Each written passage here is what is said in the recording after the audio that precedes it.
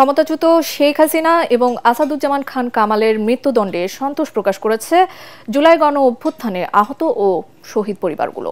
এ রায়ে ন্যায় বিচার প্রতিষ্ঠিত হয়েছে বলছে তারা। তবে রাজসাক্ষী সাবেক আইজিপি চৌধুরী আব্দুল্লাহ আল মামুনকে সর্বোচ্চ শাস্তি না দেয়ায় হতাশার কথা জানিয়েছেন সংক্ষুব্ধরা।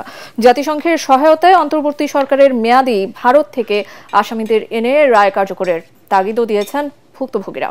আরও জানাচ্ছেন ইমদাদুল্লাহ বাবু।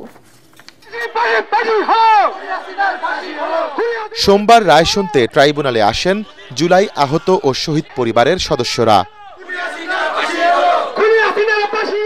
ট্রাইব্যুনালে এসে প্রিয়জন হারানোর ব্যথায় কাতর শহীদ পরিবারের সদস্যরা হয়ে পড়েন আবেগ আপ্লুত। আমার কাঁধে আমার সন্তানের লাশ, আমি বুঝি আর একমাত্র যে সৃষ্টিকর্তা সেই বুঝে। যাত্রাবাড়িতে শহীদ মিরাজের বাবা আব্দুর রব বলেন, কেবল ন্যায় বিচারই কমাতে পারে তার বেদনা। আর যাতে কোনো মাফিয়া বাংলার মাটিতে যাতে তৈরি না হয়। শুধু তিনিই নন, শহীদ মীর মুগ্ধের বাবা শহীদ ইয়ামিনের ভাই সহ বহু সংক্ষুব্ধ পরিবারও হাজির হয় ট্রাইব্যুনালে।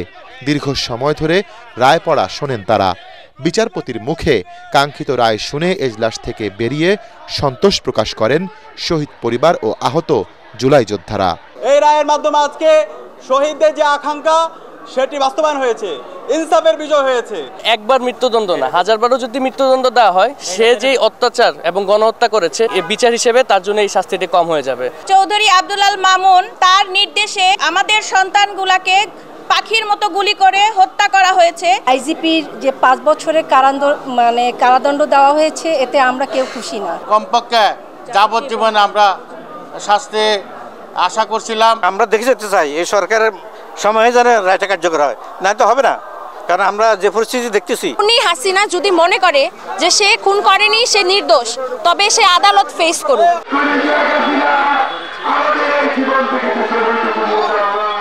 শেখ হাসিনা সহ পলাতক আসামিদের দেশে আনতে সরকারকে কূটনৈতিক তৎপরতা বাড়ানোর তাগিদ দেন ভুক্তভোগীরা।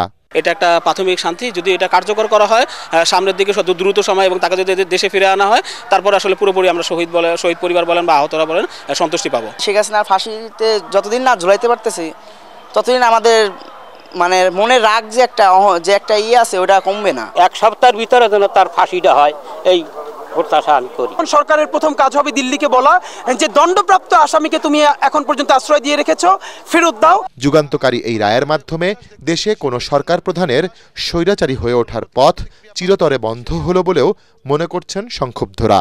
আন্তর্জাতিক অপরাধ ট্রাইব্যুনালে এই প্রথম সাবেক কোনো প্রধানমন্ত্রীর বিচার হলো। জুলাই গণঅভ্যুত্থানে গণহত্যার দায়ে সর্বোচ্চ শাস্তি এলো সাবেক প্রধানমন্ত্রী শেখ হাসিনার। এখন ভুক্তভোগী পরিবারগুলোর দাবি তাকে দ্রুত ভারত থেকে দেশে ফিরিয়ে এনে এই সাজা কার্যকর করার। ইমদাদুল্লাহ বাবু, ATN বাংলা, আন্তর্জাতিক অপরাধ ট্রাইব্যুনাল, ঢাকা।